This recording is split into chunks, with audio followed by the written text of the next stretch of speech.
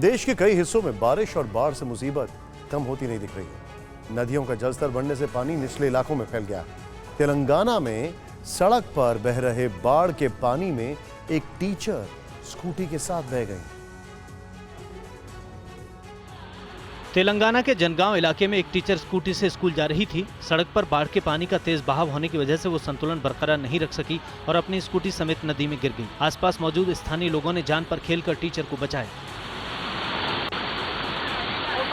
उधर बिहार का गोपालगंज भी बाढ़ की चपेट में है। गंडक नदी में करीब 3 लाख क्यूसेक पानी का बहाव है। इससे सदर प्रखंड के आधा दर्जन गांव एक सप्ताह से बाढ़ की चपेट में हैं। सिद्धवलिया और बैकुंठपुर के कई गांवों में भी बाढ़ जैसे हालात हैं।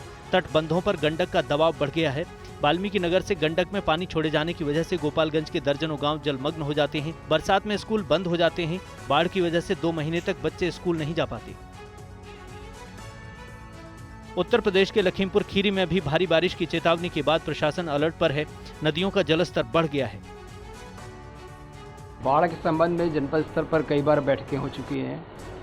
जनप्रतिनिधियों से फीडबैक लिया गया है। सभी की फीडबैक के आधार पर तैयारियां की गई हैं। कहीं कोई समस्या नहीं है। प्रशासन की लगातार नज़र है और कहीं कोई बात आएगी तो चेतावनी जारी की जाएगी।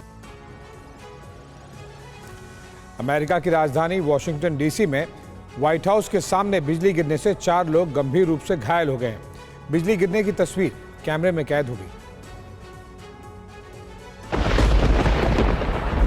अमेरिका में व्हाइट हाउस के पास आकाशीय बिजली गिरने से 4 लोग गंभीर रूप से घायल हो गए। इस घटना की जानकारी दमकल विभाग के अधिकारियों ने दी। District of Columbia fire and emergency medical services department की तरफ से कहा गया कि व्हाइट हाउस के बाहर दूसरी तरफ एक छोटे से पार्क में आकाशीय बिजली गिरी, जिसमें 2 पुरुष और 2 महिलाएं गंभीर रूप से घायल हो गए। व्हाइट हाउस के पास हुई आकाशीय बिजली की इस घटना का वीडियो भी सामने आया है, जिसमें बिजली गिरने की इस घटना को साफ तौर पर देखा जा सकता है। अधिकारियों की माने तो व्हाइट हाउस के पास खुफिया सेवा और यूएस पार्क पुलिस के अधिकारियों के सामने ये घटना घटी और वो घायलों को तुरंत प्राथमिक उपचार के लिए दौड़ पड़े, जिसके बाद घायलों को तुरंत अस्पताल में भर्ती कराया गया। इस घटना के बाद पार्क का एक हिस्सा बृहस्पतिवार शाम को 1 घंटे से ज्यादा समय के लिए बंद कर दिया गया।